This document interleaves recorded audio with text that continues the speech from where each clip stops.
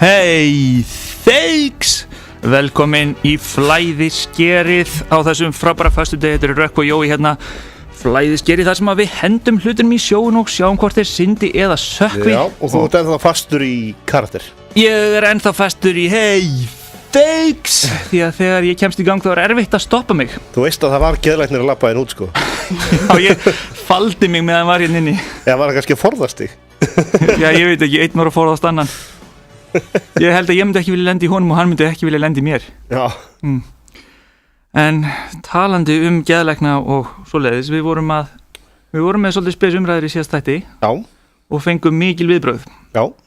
Við vorum sem sagt að tala náunga sem var frægur á internetinu sem heitir Christian Weston Chandler, kallar Christian, og hann á mikla og langa harmsögu á netinu og utan þess.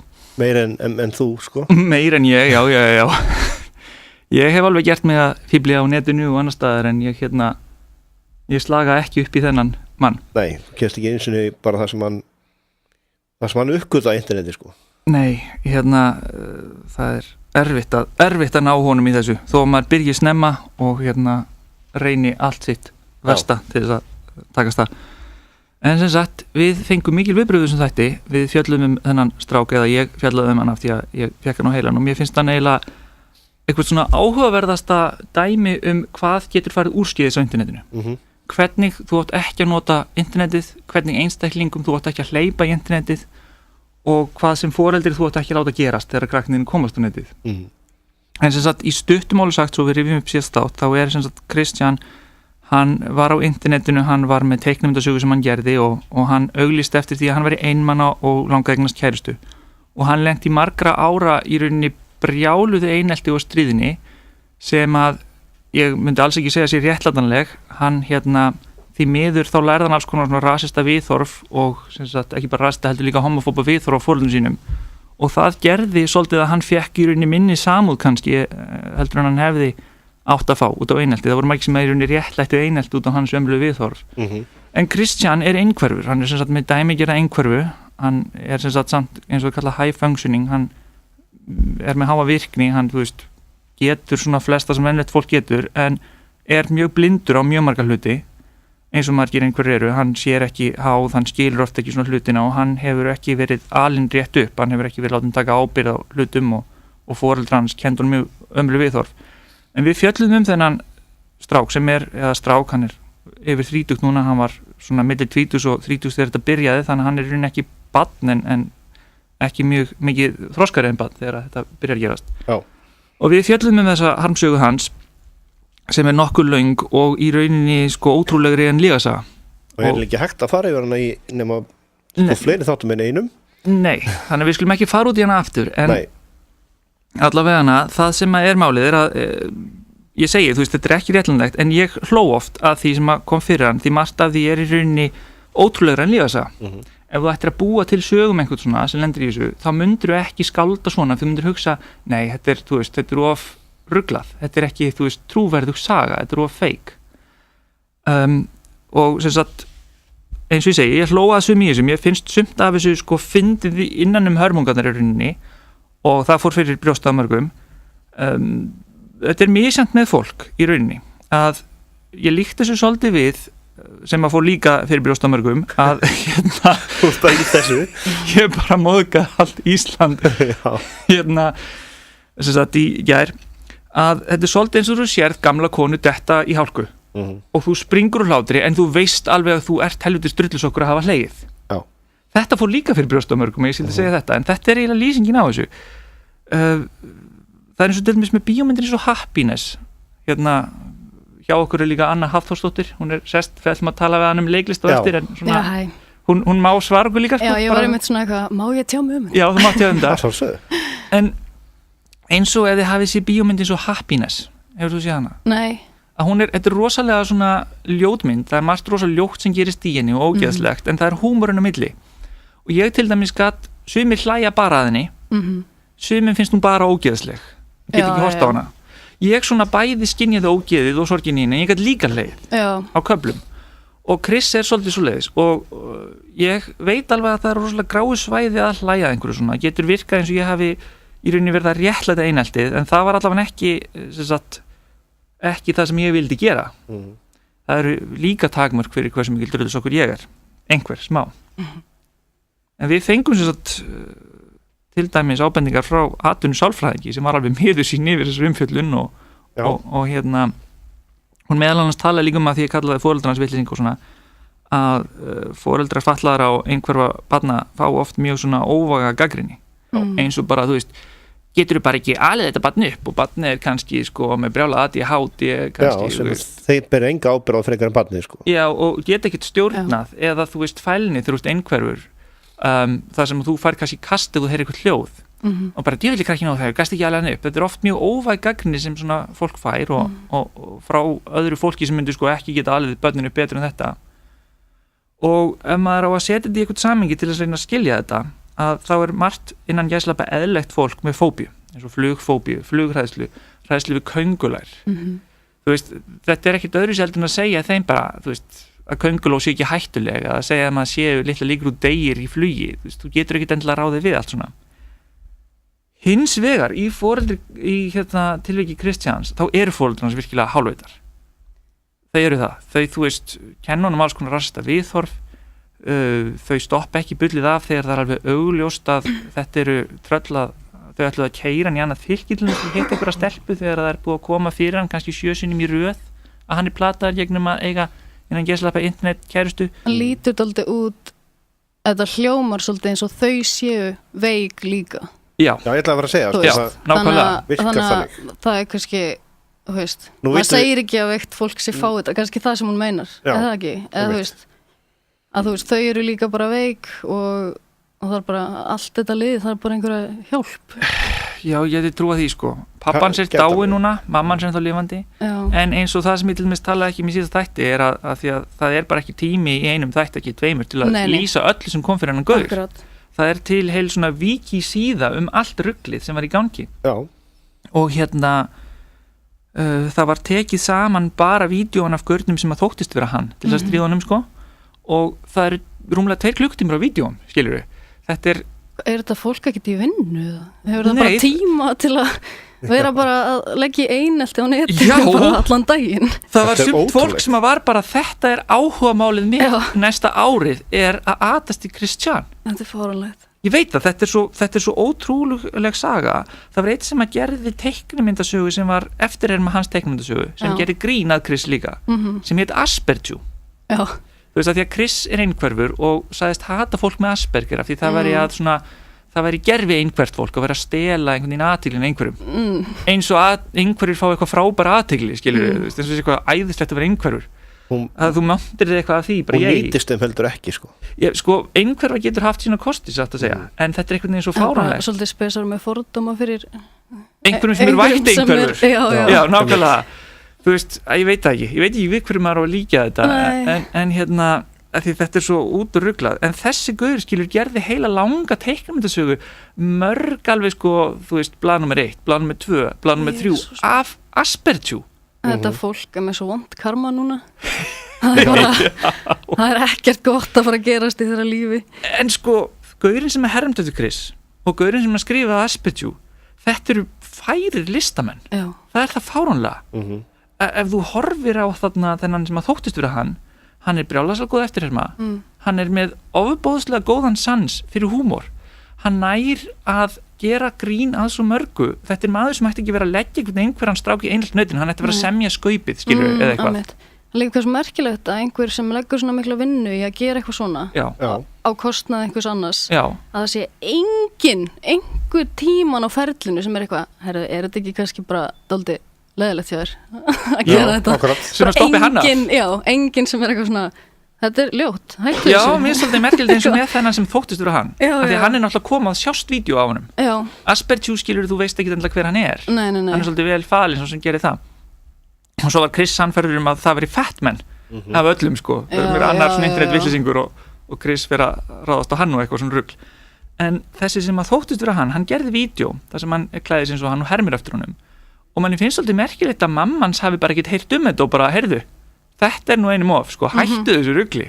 Já, en hann er alveg í heilt, sko, hann er í hálft ár eða eitthvað, minnstu kosti, í þessu, þetta bara áhugamálans og vinur hans með honum í þessu og veist, hann semur texta og hann semur lög Chris og hann syngur þau eitthvað þetta alveg hæfileikaríkur listamaður og hann þessi sóar hæfileikunum svona ég var svo forvitin að vita þegar þú sagði mér að það hefði allt orðið brjálað eftir einhverju umræði síðast þetta ég var svo forvitin að ég hlustaði á þáttinn og svona það sem satt eftir hjá mér það sem ég var að hugsa einhvern veginn allan þáttinn var bara vá hvað mikil ábyrgð á foreldrum í dag að passa þessa hluti vá ef ég eignast börn vá hvað ég ætla að passa það ég veit það internetið er svo hættulegt það er stórhættulegt að þessi leiti, maður verður að fylgjast svo ógeðslega vel með því hvað börnum manns að gera þarna já og þú veist, þessi strákur er einhverfur og mjög svona illa upp alinn í rauninni með það að bera ábyrgð sjálfur eða þú veist, hann er mjög kjánalegur heiminn eins og til dæmis eitt sem hann segir er að þú veist, hann er eitthvað sem að spyr hann er að taka viðtal við hann og rauninni bara að gera grín á honum eins og alltaf og spyr hann svona, þú vilt ekki að Obama verði forsetir það og hann bara, nei, ef ég hef heyrt að ef Obama verði forsetir þá mála hann hvíta húsið svart þetta er ekki það er ekkit hann er ekki með foreldra sem að er að mata hann réttu hlutunum það er bara nei, og pappans var líklega meðlimur í Ku Klux Klan til dæmis líka hann sagði einhvern tímann svona I've seen crosses burning fella þú veist, ég hef séð krossa brendi þú veist, bendi til þess að hafi verið í Ku Klux Klan en svo við tökum það bara sérstaklega fram hér að þá eru flestir foreldrar og sennilega langflestir sem eiga börn sem eru með Asperger sem að kunna að díla við það já, bara misvel eins og allt einmitt bara fólk gerir hluti mismun ég er sjálfur foreldri einhvers barns hvað heldur að ég mun ekki reyna að passa stelpuna mína þegar að þú veist hún á að fá að nota internetið ef hún bara fær að nota það skilur af því að í rauninni bara líka þegar út unglingur þá ertu svona kjáni og maður verður líka bara að fræða börnin sín út af því að það er svo erfitt að stjórna því í dag að þú veist þú færið ekki að fóra internetið, þú veist, þau komast bara í það einhver staðar og hugsið ykkur, þið þurfum ekki eins og að vera einhver til að lendi í svona hlutum við sjáum bara forsíðu grein á dagblaðinu í dag það er stelpa sem misti bróður sinni í rússíbanaslýsi og það fór strax fólk að ekki neitt á netinu það er ótrúlegt það er ótrúlegt svona fólk sem er ekki einu sinni þú veist, ég get oft kannski af því ég drullis okkur séð húmórin á bakvið sem að stríðin á Chris en ég get ekki séð neitt húmór að rekja eitthvað sem að misti einhvern, þú veist, bróður sín í slísi, ég skil ekki svona ótrúlega rætið og ógislegt sko já, ég skil það ekki, af því að ég get oft séð sko, ég hlæjaði einhverju með Chris af því að það er innan gæsla snjallt, eins og til dæmis þú veist, mér finnst ekkert fyndið að platan að segja þú veist, ég er stelpa sem vil sofa hjá þér, skilur og hafa samband við mig og þetta er bara einhver strákur sem að er að platan til þess að senda kannski nektarmyndir af sér, mér finnst ekkert fyndið við þetta, ekkert sniðugt við þetta en mér finnst pínu fyndið til dæmis að hann segir ég er að leita að hvítri stelpa á aldrin bla bla bla, hann er rasisti skilur, hann er augljóslega rasisti og ekki bara út af þessu, heldur út af mörgu öðru kannski ekki með þetta einu sinni sko nei, og þá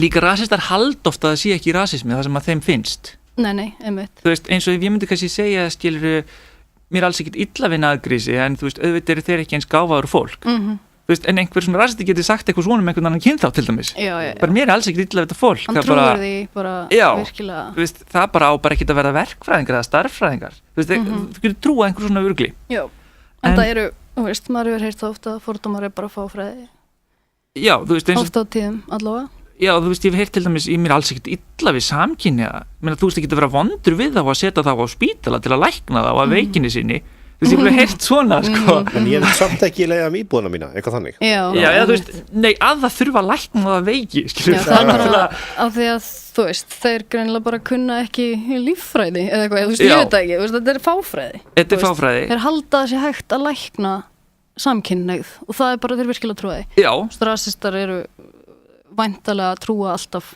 sumir rasistar trúa bara mér ekkert illa við svart fólk það er bara jafn greint og hvítir eða einhverju svona kjaftaði og þá fannst mér til dæmis frekar fyndið þegar að stelpan sem að er að, þú veist, í rauninni Thailand eða þú veist, gerfi stelpan sem er ekki til alveg hún heitir Blanka Weiss hvít, skilur við og hann setur það ekki, mér finnst það pínu fyndið, það er svona poetist svolítið af því hann er rasisti en í heildina finnst mér þetta ekki réttlætanlegt það sem er gert við hann, ég er ekki að segja það en ég hef alveg hlegið að eins og þessum sem herndi eftir honum hvernig hann fekk hann til að verða reiðana því hann hélt hann hefði selt sko hugmyndina sína sem er stólin hugmynd, þú veist, blanda svona eitthvað Pikachu sem hún getur aldrei selt og gaurinn segir bara, ég fór hérna og ég seldi, þú veist, Sonichu dót og sjáðu hvað fekk mikið pening og veifar peningum og hann tekur kast. Ég gat ekki að ég gert það, mér hlóaði þessu, sko. En hvað var það, hver var gagnrýnin sem þau voruð að fá frá til dæmis sálfræðingum? Já, hún sagði meðal hans þetta með að þetta veri, þú veist, rosalega hættulegt að gagnrýna foreldra og svona. Af því að ég sjálfur foreldri einhvers barns, skilur við. Af því að þetta væri oft mjög ósanngjarn gagnrýni á, þú veist, bara af hverju getur þið bara ekki haft hann þægan eða eitthvað. Bara hann með brjálaða fælni eða eitthvað, þú veist, hann fær kvíðaköst, skilur, eða hann með rosalegt ADHD, hann greindaskjertur, þú getur ekki bara sagt honum að vera stægur. Já, ef ég ætti þetta bara, það myndi bara, þú veist, ef þú ættir þetta bara, það myndi þú ekki ráðið heldur. En ég útskýri fyrir, það var sem sagt atvinnusálfræðingur sem að við höfum samband við hana, sem sagt eftir á eða ég og útskýri þetta að foreldrar Chris eru í alvörunni virkilegir veik eða fávitar eða hvað sem þú kallar þau eru ekki í lagi og þau höndluðu þetta ekki rétt og þau kjöndunum rast viðþorf og nú veit ég ekki hvort ég rendu eitthvað sjálf um mig, ég man ekki hvað ég var búin að segja við ykkur og hvað ég útvarpið, en Chris, þú veist, hann keyrði bíl á mann sem að banna þann úr svona búð svipar úr Nexus, svona spilabúð, af því að Chris gat ekki hegðað sér, skilur, hann var alltaf sannfærður að svörtu krakkarnir var að stela af sér og skilur, var alltaf að fela allt fyrir þeim og hann öskraði af einhverja krakka sem unnan í Pokémon spilum og svona, þetta var bannaður úr búðinni og Chris keyrði bílinn sín á mannin sem var bannaður úr búðinni og mamma hans var með honum í bílinum, skilur, hún er meðseg í rauninni og hún sér ekkert eftir þessu, þannig að skilur, foreldrar hans eru virkilega sko alls ekki í lagi. Nei, eru augljóslega eitthvað. Þau eru alveg snarbiluð sko og ég held að Chris, ef hann hefði verið alveg upp af einhverju fólki með einhver smá vit, hann hefði kannski aldrei skarað fram úr í lífinu, en hann hefði getið orðið mun betri manneskja heldur en bæði mamma sín og pappi sko. Já. Börnin læra bara það sem fyrir þeim haft. Já, það er bara þannig. Já, það er bara svoleiðis. Já, en þetta er svona, bara svo við einmitt ítökum það hér, við erum ekki að gagnrýna foreldra sem eiga Asperger börn. Alls ekki, og við erum ekki að réttlæta eineltið.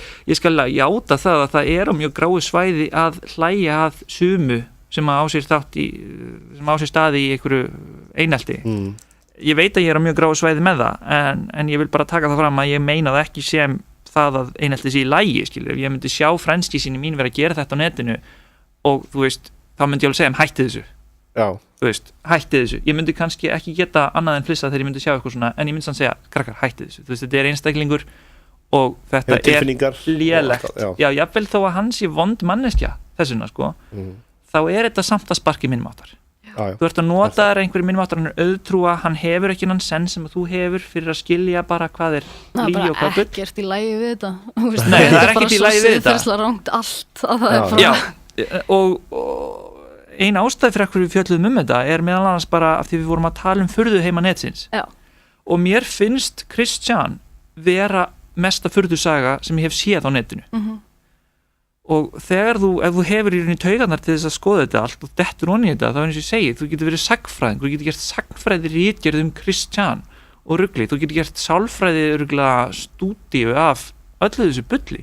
Því að þetta er ótrúlega heldur en lygi. Það voru rosalega margir sem heldu að hann væri að leika þennan karakter til þess að búa til allt þetta bull.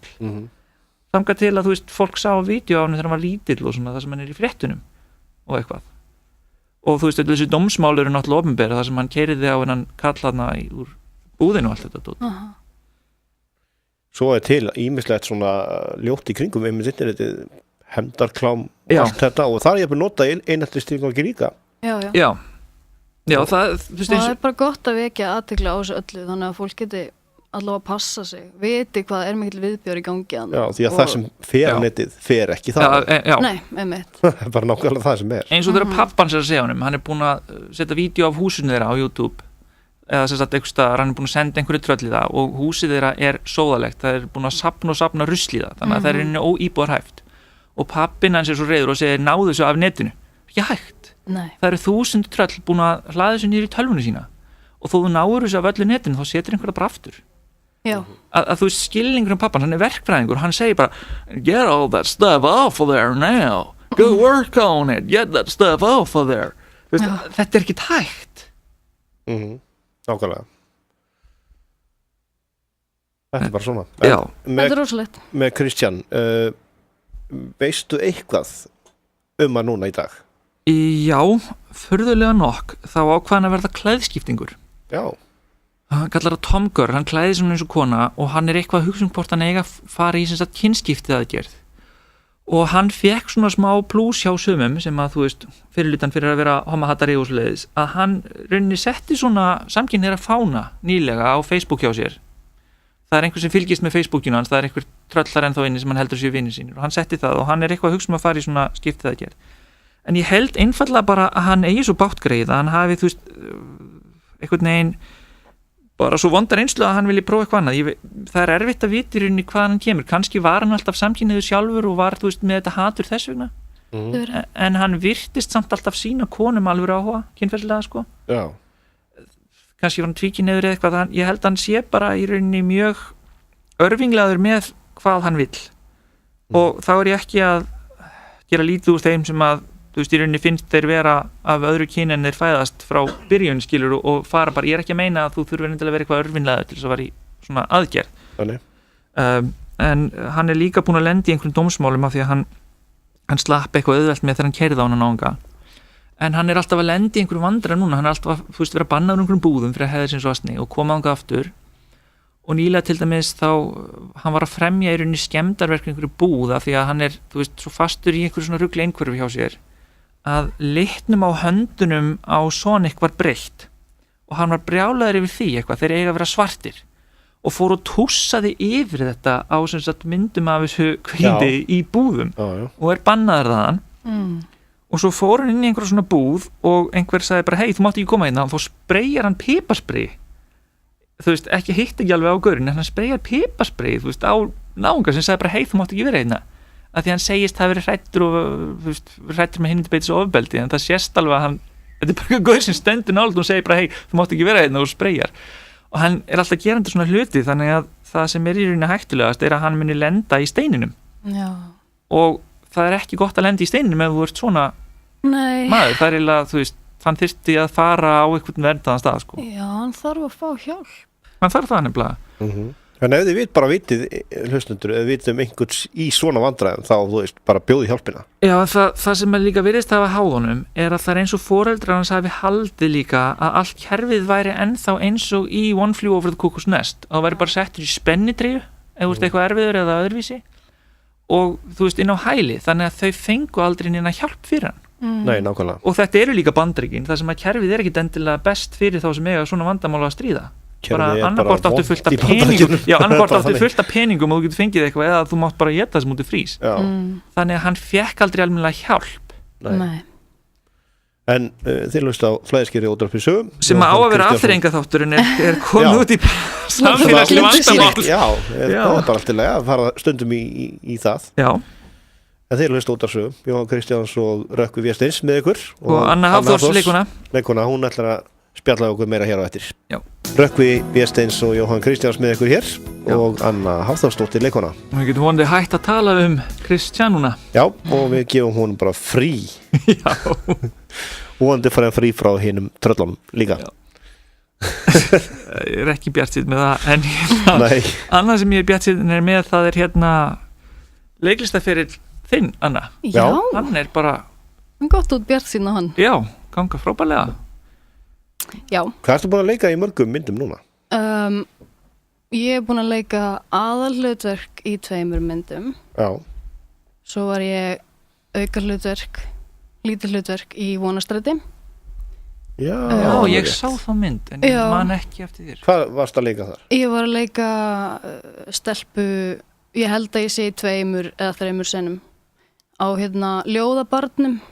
Þá er ég svona að kynna inn hann Þorstein Bakmann eða sem sagt Móra. Já, þá er þetta bara lélegt minni hjá mér. Já, þá hef ég séð þig, ég hef séð þig á ég eitthvað samtal við hann seinni í myndinni. En ég er með allt öðru þessi klippingu og svona í þessari mynd og hann að mann eiginlega, þú veist, fólk er ekkert eitthvað að kveikja á því endilega. En það koma samt margir til mín og segja flott í Vonarstræti og ég er eitthvað, já takk. Ég er samt ekki aðalhlutverki, sko. og það var eitthvað, ok, af því að öllum finnst því svo ógeðslega lík Heiru Hilmars. Já, það nefnilega það finn ég var einmitt að hugsa það líka, sko, að þú ert auka hlutverki í þeirri og svo ertu rosalega líkanir líka. Já, þannig þetta er veldur ruglingi oft á tíðum. Er ekki ágætt að vera með svona tvífara í leikarabransanum eða þú veikist eða? Bæði gott og slæmt, sko, leiðilegt náttúrulega að fólk veit ekki almennilega í hverju maður hefur leikið þegar að ruggla saman einhvern annan. En auðvitað er hún er náttúrulega mjög góð leikuna líkjast af því að hún er mjög flott og hérna ógeðslega góð leikuna. En það var alltaf að fá hrós fyrir eitthvað sem hún hefur ekki gert. Það er leiðilegt að þurfa svona að taka hrósið af fólki, sko. En besta var þegar ég komst inn á kaffibarinn samt fram fyrir röðinni af því að dyravörðurinn hér sko. Þá ákvað ég bara reynleiðri það ekki, sko. Ég bara, pópurinn. Nýta tækifæri, sko. Þannig að þetta getur haft kosti og galla. En hvað er svona, hvað getur þið sagt okkur um það sem þú ert að gera núna? Ég var sérst að leika í mynd sem heitir Snjór og Salome og er eftir sama höfund og leikstjóra og gerði webcam. Og þetta var svona mikið sama fólki sem kom að þessari mynd. Bættist nokkri nýjir við. Og það var bara ótrúlega gaman. Eins og webcam, þetta er svo frábært crew. Mér leiði sko smá eins og ég væri svona að koma heim þegar ég byrjaði aftur að vinna með þeim. Ég alveg, yes. Já, það skiptir náttúrulega rosalega máli í listinni að vinna með fólki sem að þú getur einhvern veginn smullið saman við, sko. Algjörlega. Það er líka svolítið erfitt af því að nú ert þú ekki kannski reynslu mikið leikuna. Nei, til dæmis eins og í webcam að vera í svona djörfum senum, sko. Já, það hefði ekki verið, það hefði ekki gengið upp ef ég hefði ekki treyst fólkinu sem ég var að vinna með. Já. Það er okkur máli, sko. Þannig að það er mjög mikilvægt að mynda tengsl við þá sem maður er að vinna með einhvern veginn í þessum bransa og geta treyst þeim og útkoman verður líka alltaf biljónsinnum betri ef að tökulið er að ná vel saman. Og allir séu með á nótunum. Já, allir að gera sitt besta. Bara fyrir þá sem veit ekki þá er webcam í rauninni kvikmyndum stelpu sem ákveður að vera svona nakin í vefmyndavél. Vefmyndavél og láta menn borga fyrir það og það er einmitt svolítið eins og við vorum að tala á netinu að svoleiðis getur auðvitað lekið út og það er einmitt í myndinni það sem þú einmitt leikur Rökkvi. Já, ég leik svona glápara sem svona glápir á þig í strætóskýli og minn karakter verður ótrúlega stressuð því hún heldur að þekki mig á netinu þannig að þetta veldur svona paranoju hjá karakterinn mínum, sko. Þetta einmitt snertir svolítið inn á það sem við vorum að tala sko, hvernig að þegar þetta er búið að gerast segjum að ef þú værir í alvörinu webcam-stelpa á Íslandi þá er mjög góð að líkur að leikja út og þegar það er búið að leikja einhvern á Íslandi þá vita allir þá er fjandinn laus þá vita allir að þú ert klámkonan, sko. En maður getur læst fyrir ákveðin lönd og það er það talaði með myndin líka svona. En málið er að þú veist það eru Íslendingar auðvitað út allt. Já, og einhver sendir þetta á vinsins, tekur þetta upp og sendir þetta, þannig að það er einmitt. Það er ekki að lenda í þessu. Þetta er sko, ef við bara tökum aðeins svona og horfum aðeins á þetta út af við, að því við tölum það var mikið talað brjóstabildinguna. Já. Það sem að konur tókur inn í völdin af einmitt þeim sem er að dreifa svona myndum. Er þetta að horfa að einhvern veginn út frá þeirri hliðinni að þessi stelpa hann ákveði það bara að stjórna þessu sjálf? Er þetta að horfa að það er hægt að horfa á þessa mynd út frá ótal augum sko, og út frá ótal sjónarhornum en já, algjörlega það má alveg horfa á þannig en myndin samt með hvernig hún er uppbyggð þá er þetta meira stelpu sem er svolítið týnd í sjálfri sér og hún fær í rauninni svona hvað segir maður, hún fær svona fettis fyrir því að láta aðra horfa á sig og hún uppgötar það í myndinni af því að hún sér að einhver maður á mótinni bara sem býr á mótinni er að horfa á hann í gegnum gluggan klæða sig og hún fattar að þetta er eitthvað sem að hún fær eitthvað út úr þessu þess vegna byrjar hún á þessu og reyndar líka kemst í kynni við strák sem að vill horfa á hana að gera hluti og hún svona, þetta er eitthvað sem að heillar hana og hún einhvern veginn virðist upplifa þetta sem, þú veist, að hún sé elskuð af mörgum sem að liggur henni mjög grunn hún er að fá svo mikla ást frá mörgum aðilum í einu, þú veist, það er svona upplifað einhvern veginn þannig að meðan hana vantar kannski að finna fyrir einhverjum alvöru tilfinningum, alvöru ást Jó, þetta er eins og við í útvarpinu bara Já, mitt sem elskar Nákvæmlega, svo fóðu bara hatusbréf Þetta er sko, er þetta ekki líka snýst ekki svolítið það sko að þegar hún uppgötta þennan heima þá eykst svona sjálfstraustið hennar Jú, en hún allavega, þú veist, hún upplifir það einhvern veginn en mér finnst boðskapurinn í myndin einhvern veginn ekki vera hansamt ekki með hvernig myndin endar Ég bjóst meira við þegar ég sá þessa mynd þetta verður svona stöðlu mynd hvernig hún byrjar að vera webcam og svo hvernig af því ég náttúrulega lék hann að kalla sem starráð ég vissi út á hvað það gekk að þú verður hrættum og verður loksins búin að þekkjast ég held að það var eitthvað svona vendipunktur það sem allir Íslandi myndu fara á síðan að tala um hana og það væri sögutráður myndarinnar en sögutráður myndarinnar er í rauninni meira líf þessarar stelpu? Já, innra líf hennar finnst mér sko Webcamið er hluti af því en það er ekki, sagan er ekki beinlins það er ekki vendipunkturinn sambönd við aðra og þetta og hvernig þetta hefur áhrif á hana og hennar sambönd við aðra Mér er svona skemmtilegast og fyndnast atriði það þegar hún að segja pappa sínu frá því hvað hann er að vinna Já, einmitt Það er æðislegt atriði Það var líka mjög skemmtilegt að taka það upp Já, ég get trúa því Gaman að leika mútið Gunnar Helga Hann er skemmtileg típa Já Hann leikur einmitt líka í Snjórasalmi Pappa minn aftur Já, þannig að þið eru búin að vinna svolítið saman Já, það var mjög skemmtilegt að fá hann aftur inn sem sko pappa karaktersins minns aftur Þú verður farin að kalla hann pappa bara bráðum Já Og það er ætlaði En svo er ég reynda líka núna á næstunni að fara að setjast í leikstjórnarstólinn í fyrsta skipti Já Ég er að fara að leikstýra tónlistamyndböndum Já, fyrir hvaða sveitir? Fyrir pappa minn eða sérst pappi minn semur stundum tónlist hann á nokkra slagara sem Sníglabandið hefur tekið og svona Tengja og Rissa mig blá Aukakíló, en ég veit ekki hvort ég kannast þetta Jú, þetta er allt getinni sko Hann er, já, hann er snillingur og hann gerði 2 lög sem Páll Rósinkar syngur Já og þau munu fara í almenna dreifingu bara í sumar og ég er sérst að fara að gera tónlistamyndböndin við þau Ég þarf að fá hann í spjalt í morgunúttar til mín sko, það er klart það er bara málið Algjörlega, en það verður áhugavert ég er pínu stressuð ég var ekki alveg að fatta held ég er svo vinn ég að vera fyrir framanmyndalina þannig að þar sem ég er einhvern veginn ég er bara með mitt hlutverk, ég bara veit hvað ég er að gera og ég er bara að skila mínu núna þarf ég alltaf að vera inn í öllu ég ber ábyrð á öllu og mér finnst það alveg bara my god ég held að það sé rosalega þroskandi í rauninni að hafa prófað allar hliðarnar og þroskið þig í hinum hliðunum líka eins og ég hef oft heyrt það til dæmis úr brasilíska jiu-jitsu þeir sem að kenna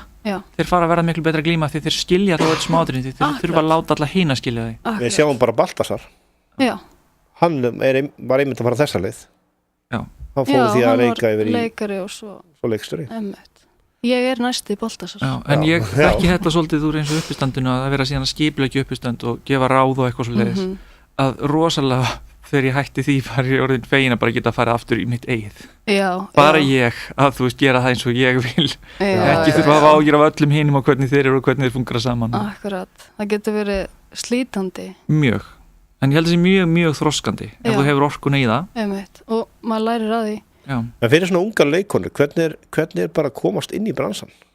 Það getur verið mjög erfitt og sko klíkuskapur mikill og sem er alveg skiljanlegur upp á vissu marki og það er þannig í flestum greinum, það er alltaf einhver klíkuskapur í gangi Það er klíkuskapur í öllu og Ísland er það rosalega ríkt í öllu Svo lítið land og bara þetta er skiljanlegt fólk vil vinna með einhverjum af því hann veit hann vinnur vel hann vinnur með hann áður og bla bla bla og þannig að maður þarf svolítið að fá tækifæri maður þarf að vera pínu heppin eða vera þú veist, dóttir Baltasars þannig að mér finnst ég var ógeðslega heppin að kynnast til dæmis svona í gegnum stuttmynd sem ég var að leika í og það er einhvern veginn mér finnst ég hafa fengið svolítið tækifæri þar og fæði síðan aftur tækifæri á honum til að leika í mynd nr. 2 og mér finnst það bara æðislegt Þegar varst að leika í fyrstu myndinni varst ekki mjög stressuð Jú, ég var alveg þetta er breykið mitt ég klúður þessu þá bara get ég satt bless við leiklistadrömmin alveg hérna en þetta er ekki svo þetta er ekkert svona dramatískt maður bara gerir sitt besta og Já, En er þetta ekki einmitt þannig að þegar að pressan er mikil á að standa sig vel að þá bara gengur það vel af því að það er svo mikið pressaður augun allar á þér og maður er náttúrulega bara þetta er svo mikill draumur hjá mér að vera leikona, mér finnst það svo gaman og mér langar svo mikið að vinna við þetta og hafa þetta í lífi mínu að þá einhvern veginn þá gefur maður sér bara allan í það maður fær svona tækifæri og ég einhvern veginn svo veit maður þetta aldrei þetta er svo mikið heppni á móti vinnu maður þarf að vinna og vera ógeðslega duglegur og halda sér við og sækja viðburði og allt þetta en svo er alltaf smá líka bara heppni. Þetta er rosa mikið bland af heppni, hæfileikum og sem sagt vinnuaga eins og þú segir að gera. Vinnuaginn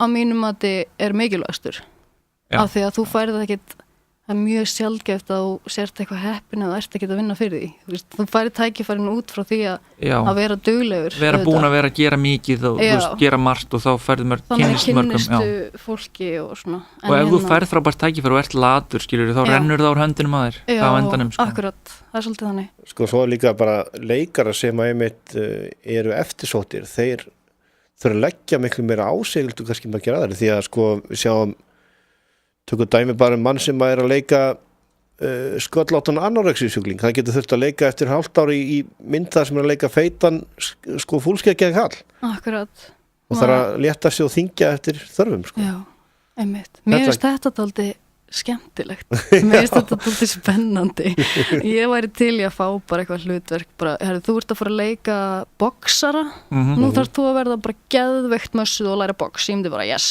snild Já, það er náttúrulega oft sem að einmitt leikarar, þeir hafa aldrei farið á skaut og svo er að leika einhverju svona íshokki í myndi eða eitthvað mér finnst allt svona skemmtilegt auðvitað að leika anorexíusjúkling er auðvitað mjög, mjög krefjandi og getur orðið hættulegt ef maður þarf að leta sig svona svakalega mikið þannig að ég kannski ekki alveg að tala um það Mér finnst það ósanngjarnt, mér finnst að ég þá að fá anorexíusjúkling í þetta þú veist ekki gera einhverjum öðrum að láta hann verða að fá anorexíu eða einhvern veginn vinna sig fram hjá því auðvitað kannski hægt að létta eins og hægt létta leikaran en klæðan einhvern veginn þannig að bara þannig að hann þurfi ekki að verða eitthvað óheilbrigður svo er þetta að breyta ýmsu bara með förðun og klæðnaði og eftirvinnslu og maður vilja þetta komast hjá því kannski Þetta er skemmtilegur heimur og mjög svona mikil frumskór Já, algjörlega og spennandi heimur maður veit einhvern veginn aldrei Þegar þú fórst að leika, var þá þessi heimur eins og þú hafðir ímyndað þér?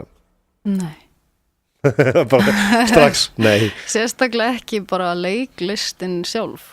Nei. Ég fór að læra leiklist í kvikmyndaskólanum þegar ég 21 árs og ég var alveg bara alla fyrstu önnina ég var svo ringluð og það ég var bara, byrju, er þetta leiklist? Ég einhvern veginn, ég greinilega bara, ég vissi ekkert alveg hvað ég var að fara út í og þetta var einhvern veginn öðruvísin ég held miklu tæknilegra miklu svona snerist ekki einhvern veginn kannski það sem ég held að vera eitthvað fyndin og með rosa hæfileika og eitthvað svona snerist rosa mikið bara tækni, sleppa tökunum og að vera vel undirbúin bara að gera heimavinnuna sína mér varst það svona, það vó þyngra en ég held ég held að komi mörgum á óvart með svona hluti þeir halda líka eins og spunaleikist þetta sé bara að vera ofboðslega snöggur að fatta eitthvað til að segja en spuni snýst miklu meira að skynja hvað hinir er að gera til þess að sé ekki allir á skjön og það var eiginlega það sem að háði mér í spuna ég á mjög öðvöld með að vera fljótur að hugsa upp eitthvað eins og ef ég er með uppstanda ég geti talað við salin og verið snöggur að svaraði með eitthvað og svona en þegar ég á að reyna spunaleiklist þá fer svo oft eitthvað fram hjá mér sem hinn er að gera og ég klúðra fyrir hinnum þess vegna hef ég ekki aldrei getið orðið góður spunaleikari það er bara það sama með leiklist og spuni og leiklist þetta er allt bara eitt af aðal markmiðunum er hlustun að vera að hlusta alltaf og það er náttúrulega því ég er sjálfur líka pínu og einhverju rófi þá er það ekki alveg mín sterka hlið Akkurat, en í spunanum er þetta líka alltaf að segja já taka alltaf tilbúðunum sem maður fær ekki skemma það sem er búið að byggja upp það er alltaf já og svo maður er alltaf að bæta hana Það af því ég hef svona aðeins leikið, ég náttúrulega ekki menntað leikar og svoleiðis, að þá það sem að ég hef gert sem að mér var sagt síðan að heiti method acting, að því að ég kann ekki að leik tækni þannig, ég hef ekki þessa, þetta til þess að vinna úr, sem að fólk búið að læra og svoleiðis og kannski bara skýrlélu leikari, þá reyni ég alltaf að vera karakterinn, ég reyni að gera mig í alvörunni reiðan, ég reyni að upplifa þetta allt og stundum hef ég verið miður mín þegar ég að leika eitthvað af því að ég að reyna eins og ég ætti að leika Kristján, þá reyni ég að leika hann alveg þannig að ég sé í alvörunni upplifa sásauka hans og eitthvað svona þannig að stundum hef ég næstu drepið mig tilfinningilega og reyna að taka eitthvað svona brjálæðiskasti eða svona dæmi og ég bara, mér líður virkilega illa eftir á. Ég held að það sé mjög algengt hjá leikurum að þeir fari í gegnum það af því að, partur af því að verða einhver karakter einmitt að taka inn allar tilfinningarnar og og maður vill auðvitað alltaf, maður alltaf með sínar tilfinningar á yfirborðinu einhvern veginn og ég hef alveg líka lent í þessu að ég sé ónýtt bara eftir tökudag, þá hef ég kannski verið bara í mjög erfiðum tilfinningarlegum senum, kannski að eitthvað reið og gráta og eitthvað svona. Já, því maður pælir í því að alveg búin að því heim að ef maður bara horfir á bíómynd þá kannski ferða og tárastu kannski eða verður reiður eða púlsinn fyrir upp og þá náttúrulega þú ert að leiki henni þá það náttúrulega, jafnvel þú sett með alla þessa tækni og þá hlýtur að upplifa allavega eitthvað af karakterinu. Já, nú ég ekkert með neitt brjálega alltaf mikla reynslu. Hvernig fara leikara að gráta bara til pönturum? Það eru bara einhverja svona alls konar leiðir, maður finnur svolítið bara sem virkar fyrir mann og maður lærir það svolítið í skólanum, maður fær alls konar tæki og tól til að prófa og svo tekur maður kannski með sér svona það sem virkar fyrir mann. Ég myndi reyna að hugsa eitthvað ömulegt sem kom fyrir mig eða sorglegasta lag sem ég þekki eða eitthvað svona, reyna einhvern veginn að koma með þannig í það. Það er ein leiðin, algjörlega, sumir nota tónlist, sumir nota eigin minningar, sumir búa til minningar, bara búa til, bara kærasta minn dáin bara í hausnum á sér, rosalega það sjúkt þetta skitsó það var rosalega glöð að kemur heim aftur ég spurði einu sinni Þorstein Guðmunds af því að hann er rosalega góður í að leika pínlega karaktera og svona lúsera og svona vandræðilega gaura hvort hann kveldist ekki, skilur þegar hann væri að leika þetta og eftir á og hvort hann upplýði ekki alla niðurlega einhver karakter sem hann bara, nei einmitt hann hefur bara tækni, hann gerir þetta bara akkurat, leikar er náttúrulega held ég með reynslunni læra inn á hvernig á aðskilja sig aðeins frá karakternum af því að það náttúrulega en svo er maður heyrt leikara sem hafa bara orðið geðveikir af því þeir leku geðveika einstaklinga en þetta á ekki að þurfa að vera þannig á vinnan sem leikara geta að vera þú geta bara farið í úr karakter og bara farið heim og eldaði kjötbólur þó það hefur verið eitthvað að myrða einhvern í æðiskasti í vinnunni áðan í hlutverki. En við erum rosalega mis svona hrifnæm, gagvart svona að sumir eru þannig að þeir megi ekki heyra bara sorglega melodíu og þá koma tár og aðrir eru bara þeim í skýtsaman geta horta á einhverja, hræðilega mynd, piano þegar hann hekkur puttan af konunni eða eitthvað, það er bara ok, hann puttan af konunni og hvernig verður sagan áfram. Við erum rosalega misjöfni í þessu. Akkurat. Þannig að þess vegna líka held ég að sé bara að leikara noti mismunandi aðferðir af því að fólk svo mismunandi það þarf bara að vera, maður þarf bara að finna svolítið sína leið í þessu. Þannig en flæðiskeiðið, það er bara að vera búið. Sjáum hvort einhver kvartar yfir þessum þetta við fáum hringingar frá sérfræðingum frá leikurum alveg, þetta var allt rangt sem hún sagði ég er leikstjóri og þið töluðu illa listina mína og skammist ykkar Já Flæðiskerið, endarinn í dag Jóhann Kristjánsson og Rökkvi Vistursson þakka fyrir sig í dag og Anna Hafþórsdóttir hún var gesturinn okkar og bara takk fyrir komuna og við fáum það örugglega aftur þegar að nær dregur myndinni þegar hún kemur út Góða helgi